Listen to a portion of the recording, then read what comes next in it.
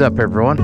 It's Clutch here, Sodak Motorcycle Blog, and I was recently experimenting with trying to find a better way to put a microphone on a camera, and unfortunately it just will not work. I've been trying to get rid of some of that. You hear me breathing, the clicking tongue with all that, but here's the deal, it's just not going to be gone. So I apologize for that. You're just going to have to deal with it. It's a package deal.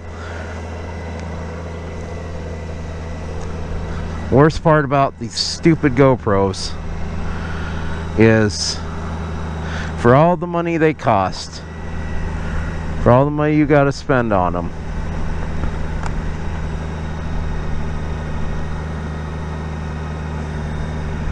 you can't get me decent audio.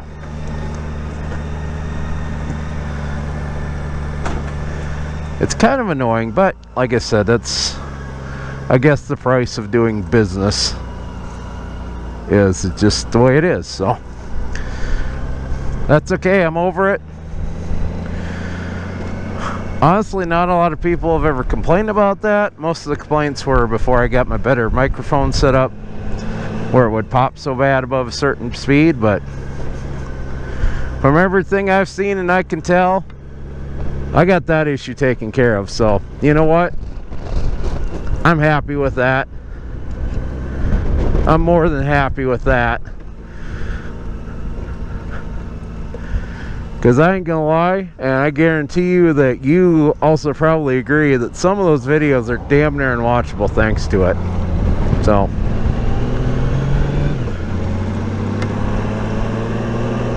and I will say this furthermore, if you're looking at getting into some kind of motovlogging, that's probably the thing I think you're going to fight the most throughout the time you're motovlogging, is the fact that audio is always a pain in the ass. It's always an issue. It's just a pain in the, it just always is a problem. And I think you're gonna fight that your whole damn time that you're doing it. You're just gonna fight it. And yeah, I'm sure there's better ways out there that probably maybe work better, I don't know, but for what I'm willing to spend, this is what works. So this is what we're gonna go with. So if you're one of those, you're looking at, you know, you want to say, hey, I want to start doing some motovlogging, I guess the biggest bit of advice I will give you is just start doing it. Just start doing it.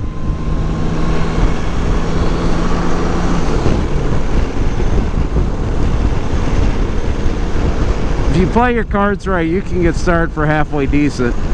Honestly, it don't take a whole lot to get started. I started with simply a RAM mount for my phone, and I recorded videos on my phone. That will explain some of the goofy angle on some of them first videos of mine. But I wanted to start doing it, and we did it, and that's how it happened. Now, eventually I did get a GoPro Hero 5 for Christmas one year, and so I started using that more and more. And frankly, the GoPros are where it's at. They're probably the best one of all the brand names of cameras. They're probably one of the better ones, other than the audio, that is. But they seem to be the most versatile. And if you play it right, you can find some old Heroes that are actually a pretty decent price. And actually, I'd say your cheapest bet would be to go prior to the Hero 5, because back then you could use any regular old adapter for the microphone, whereas once you hit the Hero 5, you either got to have this little like audio, you have an audio adapter of some kind, because you can't just plug it into a GoPro. That's just how it is. For whatever reason, GoPro went with that. I think it might be some of the fact that it was starting used in more professional settings, and frankly, you know, I would say a lot of times in a pro setting, you don't need to worry about your audio because you've got other equipment that you use for the audio. I'm guessing most pros aren't running their audio through their GoPros. I mean, personally, it's a lot easier for me to run it through the GoPro because then everything's timed up right and all that stuff. But you don't need GoPros to get started. There's plenty of knockoff camera brands out there. A lot of times you'll see the shot that's facing towards me on my newer videos. That's actually done with an Acaso camera that was $50. Yep, it's not the best camera in the world, but you know what? I would say that $50 Acaso, and get yourself like just have a basic microphone with a basic adapter that'll work for it, and I'm guessing you can be started motovlogging for, I'd say, probably less than 200 bucks pretty easily. So it's really easy to get into. I just start doing it, start experimenting, find what you like, and kind of go with it. One big thing when I started this, I really started it without the whole, I wasn't too worried about like how many subscribers I got or anything like that. It was more of I just wanted to tell a story about kind of my life on a motorcycle in a way, some things I experienced and my thoughts on things that involve motorcycle, and well, that's what happened. That's how we got to where we're at today. We started, well, a little over 4 years ago now, and we're up to 308 subscribers now. So, I mean, and that's of the recording here. We might get a few more before you see this, because my guess is with my video schedule, you're seeing this about mid-June now. But, you know, having subscribers, that's cool. It's cool to have a few subscribers. You know, I enjoy that. It's cool that people are actually watching these videos. They're actually enjoying them.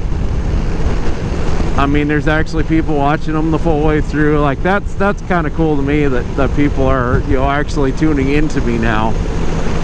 You know, usually about every video I get anywhere from 30 to 40 views probably within a month, which that's, you know what, I'll take that. That's good enough for me. I mean, obviously if I was looking to go bigger, that wouldn't be jiving, but like I said, it's kind of fun. I kind of enjoy it. I guess the biggest advice I give, other than just do it, is just know that, yep, you don't necessarily have the best and the baddest equipment to do it. You don't need to go to buy the best GoPro Hero cameras. You don't need to buy one of those 360 cameras, although in my mind, if I were going to start right now and I'm like, okay, I'm going to go buy my big fancy camera, I'd probably buy one of those 360 ones, just because it seems like you can do a hell of a lot more with those. But for what I'm at right now, the GoPros work just fine. My GoPro and Acaso work just fine for what I needed to do.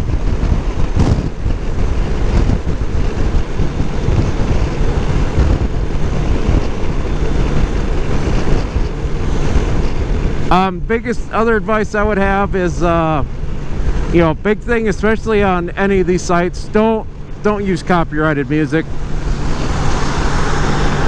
When I first started, I thought you could just put whatever music on there, you know, that as long as you owned it. Well, that was obviously the wrong thinking.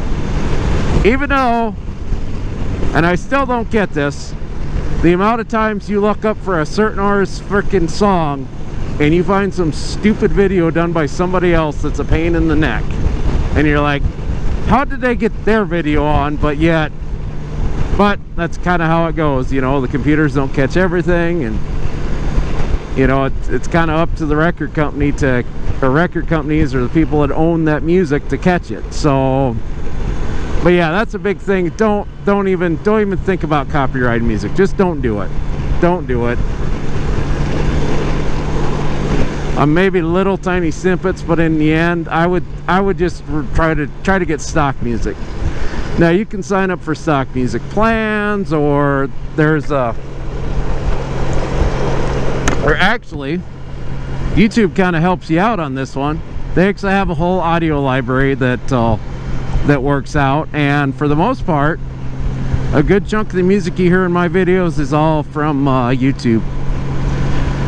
There's also some sites out there where you can pay for it. They also got free stuff.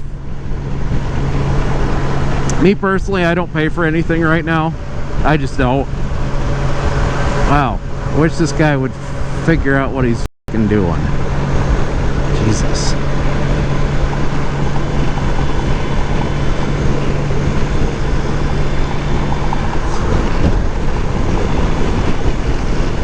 So you don't have to pay for music if you don't have to. And I'd say if you're just starting out, yeah, don't pay for the music. I guess I'd consider paying for stock music maybe eventually, but I honestly don't foresee it happening. I mean, for God's sakes, I'm pretty sure that Yami Noob still uses YouTube, the YouTube free music library. So it's there, and I would suggest using it.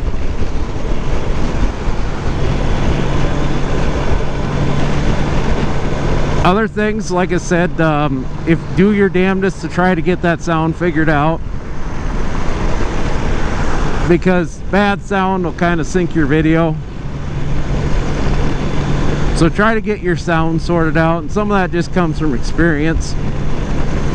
And if all else fails and you make a video and you know what, you got a bunch of windy parts, heck, don't be afraid to just turn it into, you know what, just me going down the road and we're going to do voiceover on it. Sometimes you just got to do that. Sometimes you have what happened to me in my Mikko Pegs install video, where all the voice file was corrupted on the video file, so I had to voice over the whole damn thing. It happens. It's just kind of the way it is. Also, you know, go find like yourself a video editor. I started with the Windows Movie Maker. There's a couple other ones too. Oh heck, I'm trying to remember what the hell that it's called. God, I'll include you what kind that I use. I use that one pretty good. It's got a free option. Also, you can pay, I think it's like $30 a year for the upgraded version. Biggest thing is you got to use the pay version if you're using it to make money, which I am not, so we're covered there. And it's a pretty decent video editor that I use. But honestly, you could do it all. I'm sure you could do it all on your phone now. I mean, look around, see what you can find for free video editing. I'm trying to think of any other advice I would give. Other than that, just go out, make some videos, start uploading them. See what works, see what you like. If you really want to get bigger and you really want to be more than just the basics, there's a lot of other resources out there that can help you out. The biggest things that I've heard about how to succeed is, first of all, have yourself a actually go and make a decent thumbnail.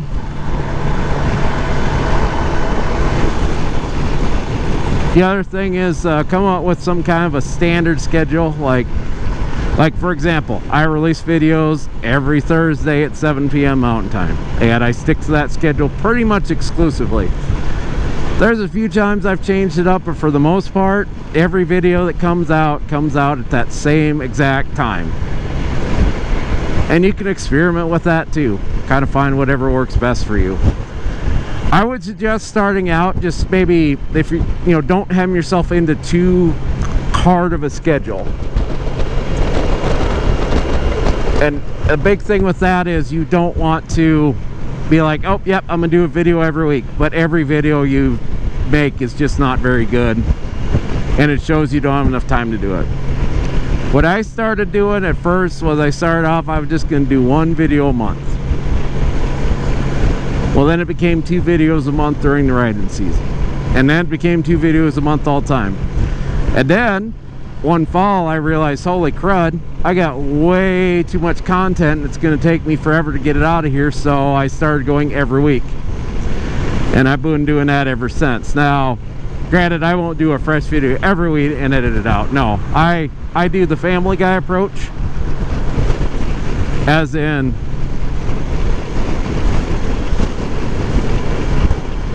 I will edit videos as I go, and like if I know I'm gonna be gone somewhere or whatever, I try to make sure that I can work ahead if at all possible.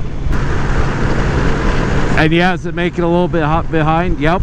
Like you had a first a first ride review video on Miko pegs that was done in early March that actually just came out 2 weeks or a week and a half before Labor Day or Memorial Day. So, but in the end, you just kind of find what works for you.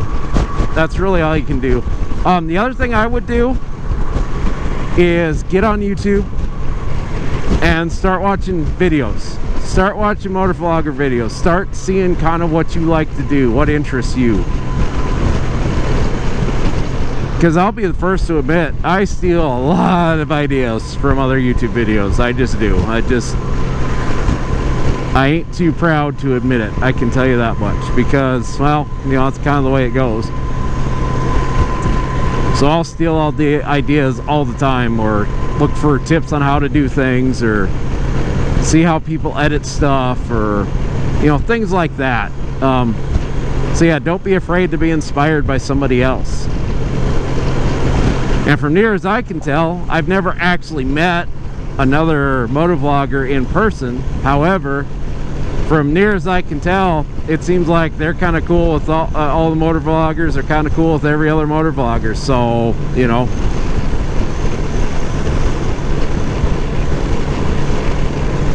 So yeah, don't be afraid to take some chances. Don't be afraid to steal some ideas. If you come up with an idea in your head and you think it's gonna work, hell, go for it. The worst that can happen is, oh, well, it didn't work. People don't like it. Oh well. Trust me, you're never gonna please the internet completely. It's just not possible. There's just no way you're gonna do it, and that's just how it is. But like I said, try it. Don't be afraid to try stuff. Like Wayne Gretzky says, you miss 100% of the shots you don't take. So if you don't try it, you're never going to know if it works or not. So I guess one final thing I'll leave with you is where you're going to be if you're going to start motovlogging and get on YouTube is, well, two things. First of all, I would make an additional channel to like your personal one. Like I would put your motovlogs on a different one, just for the simple fact that, well, you know, you don't really need everybody seeing your complete full personal life. The other thing I will say is, yep, when you make your videos, you're gonna get comments. You're gonna get some stupid comments. I'm not condoning that behavior. I think it's wrong, but it's just the way of the world is. You're on YouTube, you're making yourself public, you're gonna get comments, and you're gonna get some bad comments. And especially, unfortunately, still in 2022, unfortunately, you're gonna get some really bad comments, especially as a female. And unfortunately, it's kind of the way of YouTube. And it's a whole bunch of crap, and it sucks. And if you're one of those trolls, get a life. But here's the thing, it's not gonna help. Because for every video you make, there's at least 10 to 20 mouth breathers that still live in their mom's basement that are worthless losers that have nothing better to do than to go make stupid comments on YouTube, and that's just how it is. So you block out the dumb comments and go with it. Hell, some of it steer into it. I mean, I've been known to send a comment back, you know.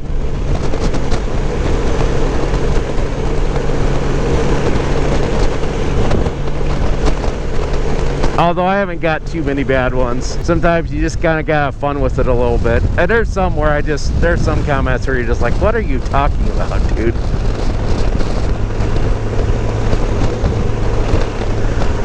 And you get ones that complain about you not getting to the point quick enough. But here's the deal, I've watched a lot of YouTube videos. Most people don't ever get to the point till like 4 minutes in. So just doing what everybody else does, buddy. But anyways, I think that's enough for today. I guess we're gonna talk to you just a little bit later. Thanks for swinging by the Sodak motorcycle vlog. Once again, my name is Clutch, also known as Richard. Make sure you follow the Sodak motorcycle vlog. If you like this video, give it a like. If you dislike the video, hell, give it a dislike as well. If you want to get a comment, go ahead, feel free. Even the trolls, go ahead, feel free. Make your dumb comments. I need some comedy for today. And if you feel like sharing this video, go ahead and share it. And you know, if you're a motovlogger that's got some questions on how I do things, hell, feel free to reach out and do the same thing for other motovloggers. But anyways, that's enough rambling for now. We will see you later.